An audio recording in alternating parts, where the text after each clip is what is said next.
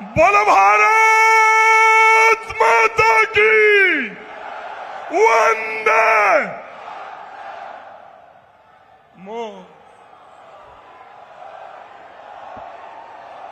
स्वागत है भाई, स्वागत है,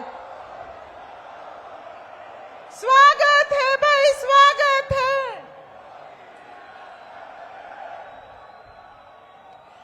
भारत के यशस्वी प्रधानमंत्री नरेंद्र भाई मोदी जी आज कुरुक्षेत्र की पावन धरा पर पहुंचे हैं। मैं आज नरेंद्र भाई का यहां पहुंचने पर हृदय की गहराइयों से स्वागत एवं अभिनंदन करती हूं।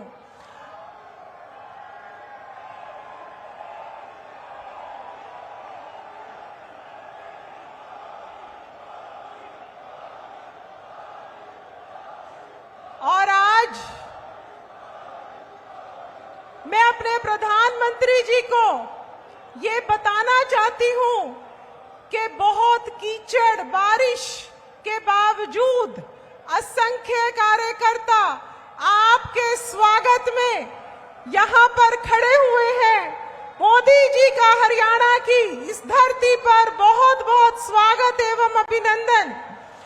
और मैं अब प्रार्थना करती हूं हरियाणा के यशस्वी मुख्यमंत्री आदरणीय नायब सिंह सैनी जी से कि वो धान की फसल का गुच्छा देकर हमारे यशस्वी मुख्यमंत्री जी का स्वागत करें।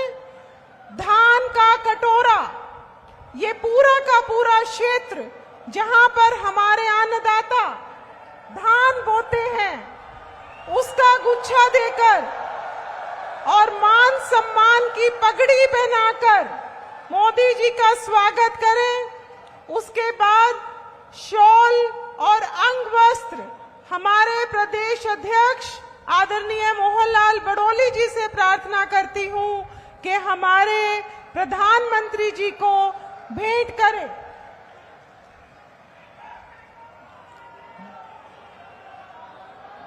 कर्मण्यवादिरास्ते मां फलेषु कदाचन, कर्म करता रहे फल की इच्छा ना कर। ऐसे भगवान श्री कृष्ण जिन्होंने गीता का संदेश दिया, उनकी प्रतिमा हमारे यहाँ के सांसद नवीन जिंदल जी और यहाँ के प्रत्याशी भाई सुभाष सुधा जी हमारे प्रधानमंत्री को भेंट करेंगे।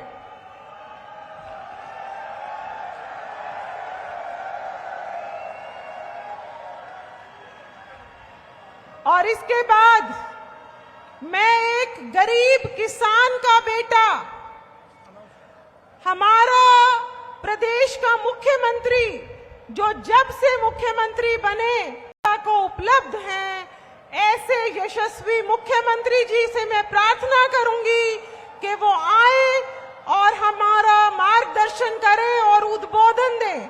आदरणीय नायब सिंह सैनी जी आशीर्वाद मांगने आया था। मैंने कहा था कि भाजपा सरकार के 100 दिन बड़े फैसलों के होंगे। गरीब, किसान, महिलाओं और युवाओं को मजबूत बनाने वाले होंगे। अभी 100 दिन पूरे भी नहीं हुए हैं, लेकिन हमारी सरकार ने करीब 15 लाख करोड़ रुपए के नए काम शुरू करवा दिए हैं। भाजपा सरकार ने गरीबों के लिए 3 करोड़ पक्के घरों को भी मंजूर किया है। ये सिर्फ पक्के घर ही है ऐसा नहीं है, ये गरीब का पक्का एड्रेस होगा। ये गरीब के सपनों का घोंसला होगा। ये उनके सपनों का लॉन्चिंग पैड होगा। साथियों, लोकसभा चुनावों के दौरान मैंने ये भी कहा था कि हम देश में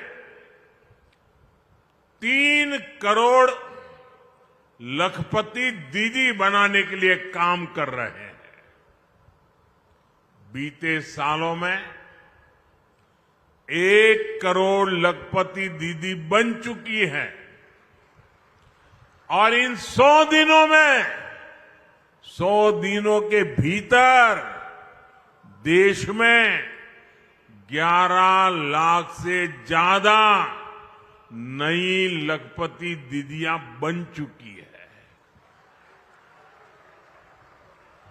और इनमें से सैकड़ों लखपति दीदियां ये मेरे हरियाणा में भी है। साथियों, 2 दिन पहले ही एक बहुत बड़ा फैसला हमने लिया है, जिसका लाभ हरियाणा के लाखों परिवारों को होगा। भाजपा सरकार ने तय किया है कि अब 70 वर्ष की उम्र से ऊपर के सभी बुजुर्गों को 5 लाख रुपए का मुफ्त इलाज मिलेगा।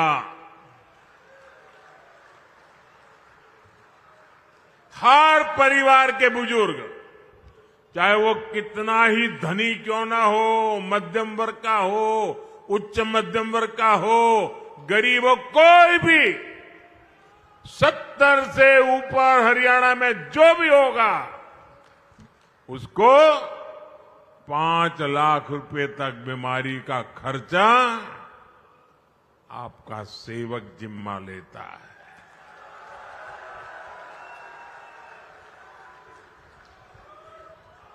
अब उसके इलाज के लिए उसके बच्चों को फिक्र करने की जरूरत नहीं है।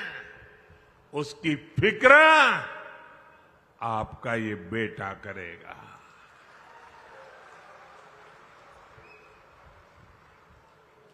देश के बुजुर्गों को दी गई गारंटी मोदी ने पूरी कर दी है। मैं हरियाणा के सभी भाइयों और बहनों से कहूंगा, आप अपने बाल बच्चों का ध्यान रखिए। आपके माता पिता की चिंता आपका ये बेटा, आपका ये भाई कर रहा है। साथियों, हरियाणा में भी भाजपा सरकार पूरे सेवा भाव के साथ काम कर रही है। बीते वर्षों में हरियाणा निवेश के मामले में, कमाई के मामले में देश के टॉप राज्यों में पहुंचा है। गर्व होता है मुझे इस बात का। हमने कांग्रेस की सरकार का वो दौर देखा है जब विकास का पैसा सिर्फ एक जिले तक सीमित रह जाता था। हरियाणा के लोग तुरंत समझ जाते हैं। इतना ही नहीं, वो पैसा किस किस की जेब में जाता था, ये भी हरियाणा का हर बच्चा जानता है। भाजपा ने पूरे हरियाणा को विकास की धारा से जोड़ा है। भाजपा सरकार आने से पहले हरियाणा के आधे घरों में नल कनेक्शन नहीं था। आज हरियाणा में करीब करीब 100% नल कनेक्शन वाला ये राज्य बन रहा है। साथियों, भाजपा की सरकार देश में गरीब और मध्यम वर्ग के लिए बिजली का बिल जीरो करने में जुटी है।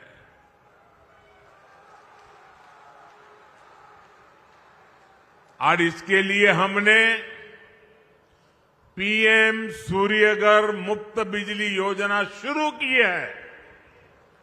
इसके तहत केंद्र सरकार हर परिवार को, यहां बैठे हुए सबको कहता हूं, मोदी है, मौका मत जाने दीजिए।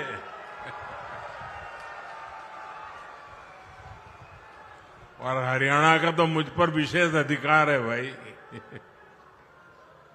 हर परिवार को करीब 80,000 रुपये की मदद दी जा रही है। इस देश में कभी ऐसा नहीं हुआ कि एक एक परिवार के लिए 80,000 रुपया। और डबल इंजन की सरकार का कमाल देखिए। मोदी ने तो कहा मैं 80,000 दूंगा, इसमें हरियाणा के हमारे भाजपा के लोगों ने तय किया है हरियाणा के हर घर को 30,000 रुपये की मदद यहां की सरकार एक्स्ट्रा, यानी 1,10,000। साथियों, आपकी कमाई बढ़े, आपके पैसे बचे, ये भाजपा सरकार की बड़ी प्राथमिकता है। साथियों, हरियाणा ने हमेशा से मुझे बहुत प्यार दिया है। यहां के दूध, दही, हरियाणा की रोटी और माताओं बहनों के स्नेह का कर्ज चुकाना मेरे लिए बहुत मुश्किल है। इतना बड़ा कर्ज मुझ पर है। इसलिए मैं अपना कर्तव्य समझकर आज आपसे कुछ बातें करना चाहता हूं। और ये बातें भाजपा की भलाई के लिए नहीं है। ये बातें मोदी की भलाई के लिए नहीं है। दिल में एक दर्द है, आग है। और इसलिए जब आप मेरे परिवारजन मेरे पास हैं, तो मैं मेरा दिल आपके सामने हल्का करना चाहता हूं। अपनों के सामने मैं आज देश की मुझे जो चिंता हो रही है, आपकी, आपके बच्चों की, आपके भविष्य की, और इसलिए कुछ गंभीर बातें हरियाणा के मेरे भाई बहनों के सामने रखता हूं। देश भी उसे गंभीरता से सुनेगा। साथियों, आपके पड़ोस में हिमाचल प्रदेश है। वहां 2 साल पहले कांग्रेस की सरकार बनी। लेकिन आज वहां क्या स्थिति है? हिमाचल का कोई भी नागरिक खुश नहीं है। कांग्रेस ने वहां हर वर्ग को झूठ की गुट्टी पिलाई थी। लेकिन जो भी वायदे किए, उनमें से कोई पूरे नहीं किए। आज सरकारी कर्मचारियों को वहां अपने हक की सैलरी के लिए हड़ताल करनी पड़ रही है। कर्मचारियों को डीए मिल नहीं रहा।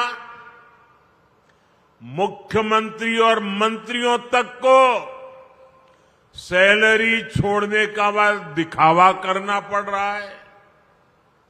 हिमाचल में नौजवानों की भर्तियां नहीं हो रही हैं। स्कूल कॉलेज बंद करने की नौबत आ गई है।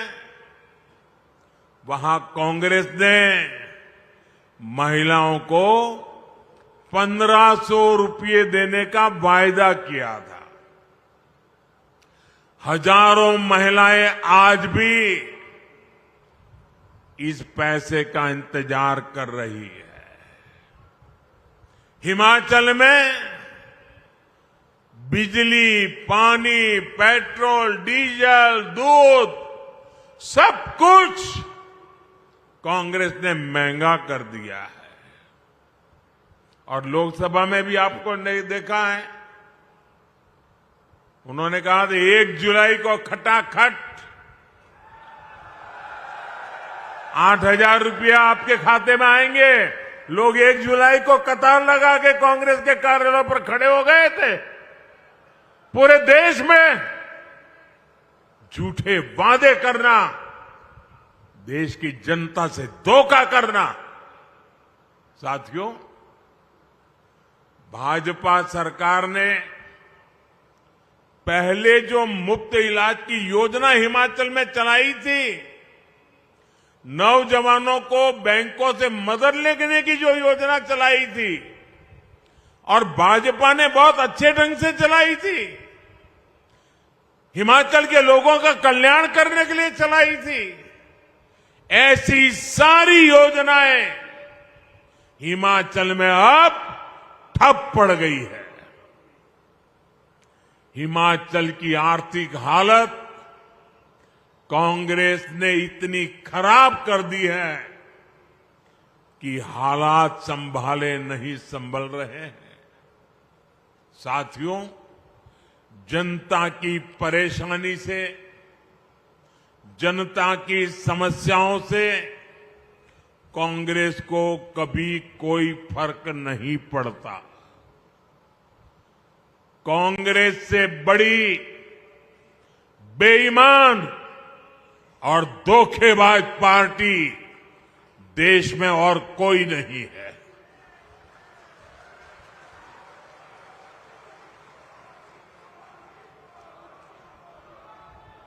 कांग्रेस के झूठ पर विश्वास करके वो लोग पछता रहे हैं, जिन्होंने अपने राज्य में कांग्रेस को मौका दिया। कांग्रेस के झूठ की गुट्टी ने कर्नाटका और तेलंगाना को भी नहीं छोड़ा है। कर्नाटका में तो हाहाकार मचा हुआ है। वहां महंगाई और भ्रष्टाचार चरम पर है, विकास कार्य ठप है। कांग्रेस आने के बाद निवेश और नौकरी दोनों कम हो गए हैं। अच्छे खासे राज्यों को बर्बाद कैसे किया जाता है, ये कांग्रेस वहां करके दिखा रही है। और कांग्रेस की इस चालबाजी में उसकी पिछलग्गू पार्टी भी हां में हां मिला रही है। ये कट्टर बेईमान पार्टी है। इस पार्टी की भी एक ही नीति है, चुनाव जीतने के लिए जनता का खजाना खाली करो। आप पंजाब की हालत देखिए, क्या कर दी है। हरियाणा के लोगों को ऐसी पार्टियों को सरकार के पास भी नहीं फटकने देना है। हरियाणा को बचाने के लिए करना पड़ेगा, आपके बच्चों के भविष्य को बचाने के लिए करना पड़ेगा। साथियों, मैं कांग्रेस और उसका गाजा बाजा बजाने वालों को यहां कुरुक्षेत्र से आज एक और चुनौती देता हूं। कांग्रेस किसानों के लिए बड़ी बड़ी बातें करती है, उन्हें बड़े बड़े सपने दिखाती है। सच्चाई ये है, ये झूठ के अलावा कुछ नहीं है। अगर कांग्रेस में दम है तो वो कर्नाटका और तेलंगाना में अपनी किसान योजनाएं वहां लागू क्यों नहीं करते हैं? कहीं तो करके दिखाओ। किसान तो किसान है, हरियाणा के हो या फिर कर्नाटका के। फिर सिर्फ झूठी बातें कांग्रेस क्यों करती रहती है? जमीन पर करके क्यों नहीं दिखाते? आप देखिए, एमएसपी को लेकर यहां ये कितना शोर मचाते हैं, जबकि हमारा हरियाणा देश का वो राज्य है जो 24 फसलें एमएसपी पर खरीदता है। हरियाणा की भाजपा सरकार सिर्फ एमएसपी देती है, इतना ही नहीं, बल्कि भाव का अंतर भी देती है। भावांतर योजना चलाती है। मैं कांग्रेस वालों से पूछता हूं, वो लोग कर्नाटका और तेलंगाना में कितनी फसलें एमएसपी पर खरीदते हैं? वहां किसानों को कितना एमएसपी देते हैं?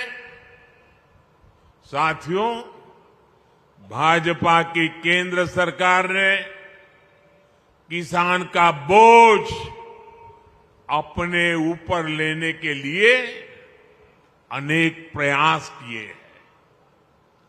आप यूरिया का उदाहरण देख लीजिए।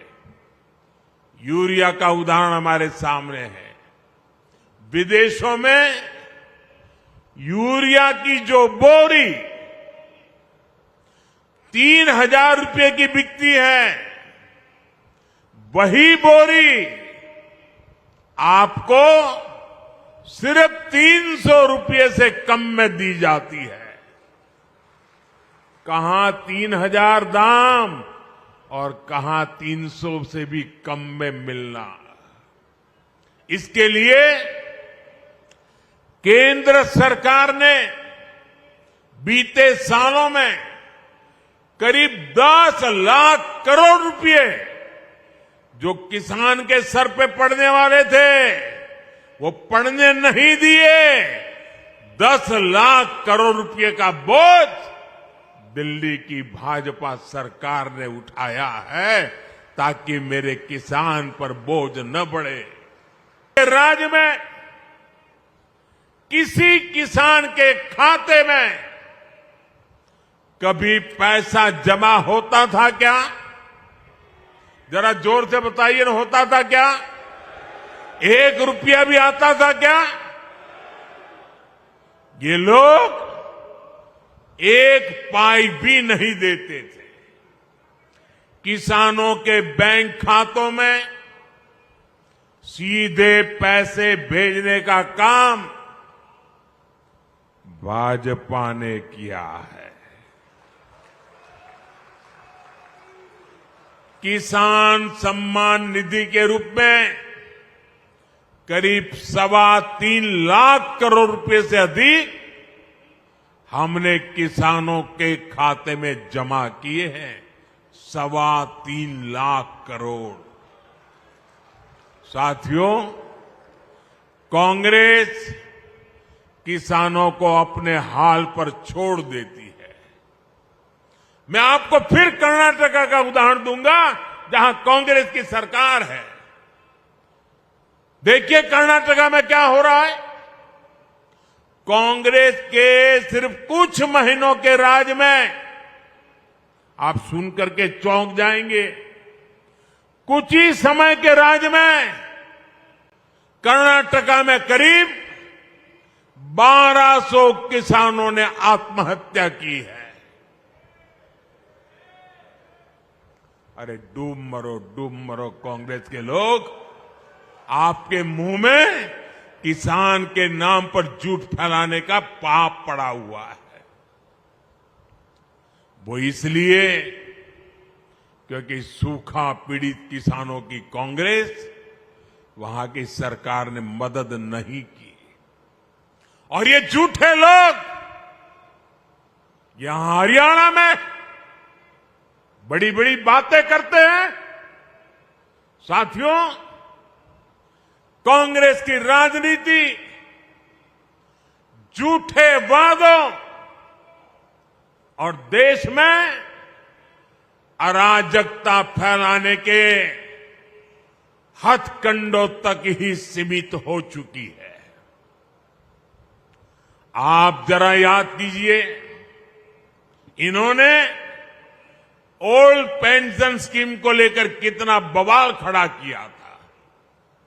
लेकिन देश ने जब इनका झूठा गपबाजी, गुमराह करने के तरीके पकड़ लिए, तो अब ये ओपीएस का नाम लेना भी बंद कर दिए हैं।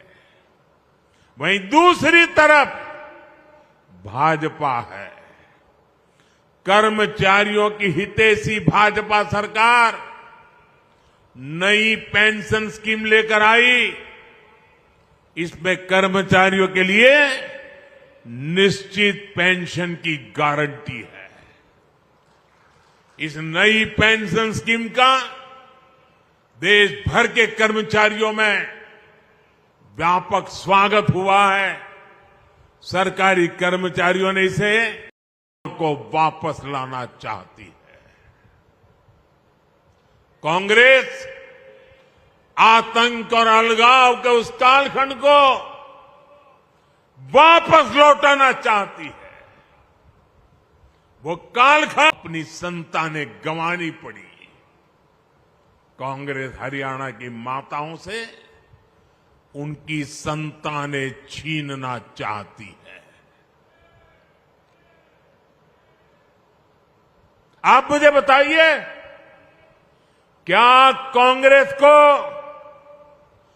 आर्टिकल 370 फिर वापस लाने देंगे क्या? देश लड़ाई लड़ेगा कि नहीं लड़ेगा? साथियों, कांग्रेस के लिए तुष्टीकरण ही सबसे बड़ा लक्ष्य है। आज तो हालात ये हो गई है कि कांग्रेस के राज में कर्नाटका में गणपति जी को भी सलाखों के पीछे डाला जा रहा है। गणपति जी को पुलिस के डिब्बे में बंद कर दिया। पूरा देश आज गणेश उत्सव मना रहा है और कांग्रेस विघ्नहर्ता की पूजा में भी विघ्न डाल रही है। तुष्टीकरण के लिए कांग्रेस कुछ भी कर सकती है। साथियों, गांधी जी हमेशा सत्य की वकालत करते थे। आजादी के बाद कुछ वर्षों तक कांग्रेस पर भी महात्मा गांधी जी के संस्कारों का असर रहा, लेकिन आज ये वो पुराने वाली कांग्रेस नहीं है। आज की कांग्रेस यानी ये अर्बन नक्सल का नया रूप बन गई है। कांग्रेस को अब झूठ बोलने में कोई शर्म नहीं आती। कांग्रेस का झूठ पकड़ा जाता है तो भी उसको शर्म नहीं आती है। कांग्रेस हर रोज एक नया झूठ बोलती है। कांग्रेस देश की एकता पर लगातार हमला कर रही है। कांग्रेस द्वारा पूरी, इसलिए आपको कांग्रेस और उसके साथियों से सावधान रहना है। साथियों, आज मैं हरियाणा की धरती से एक और विषय उठाना चाहता हूं। भारत में सबसे बड़ा दलित विरोधी, ओबीसी विरोधी, आदिवासी विरोधी अगर कोई है तो वो कांग्रेस का परिवार है।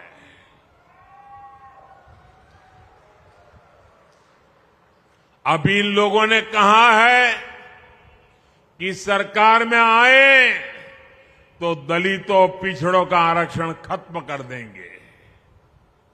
यही इस परिवार की सच्चाई है।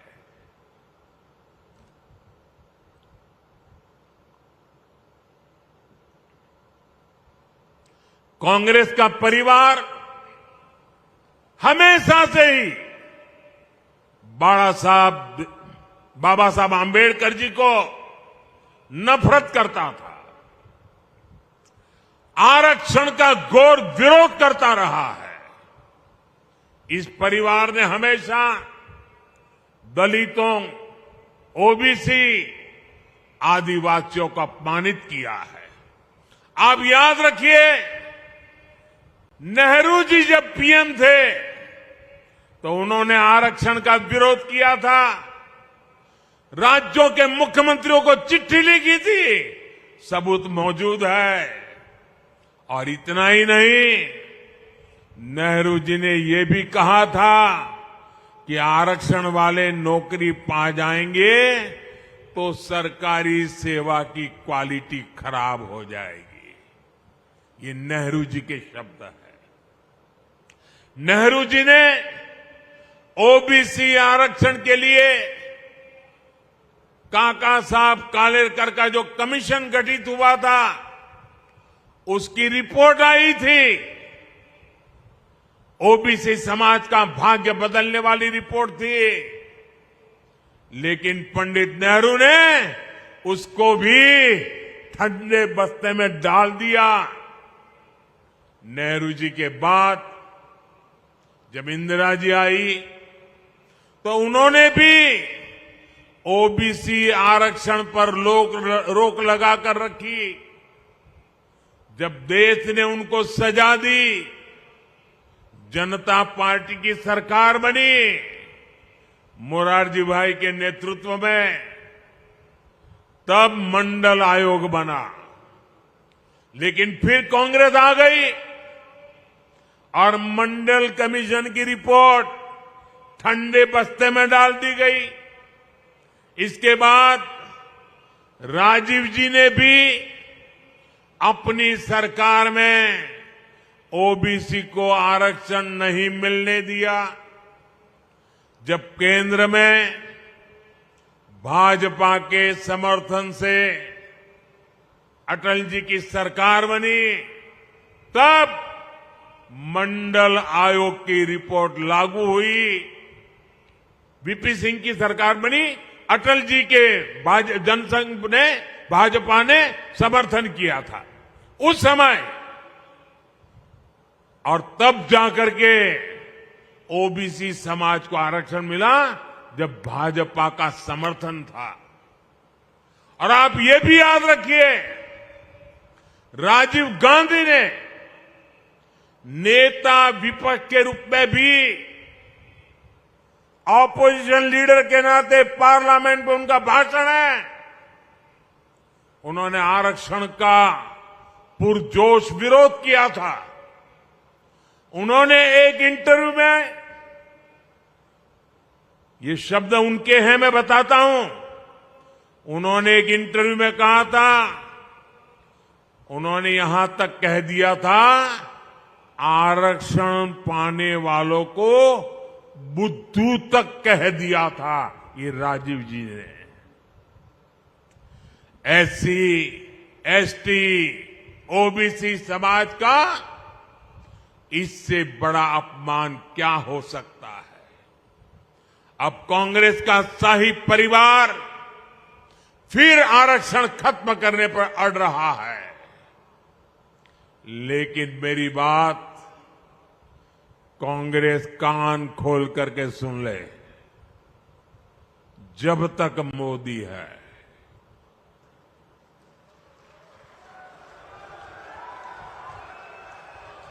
जब तक मोदी है, तब तक बाबा साहब आंबेडकर के दिए आरक्षण में से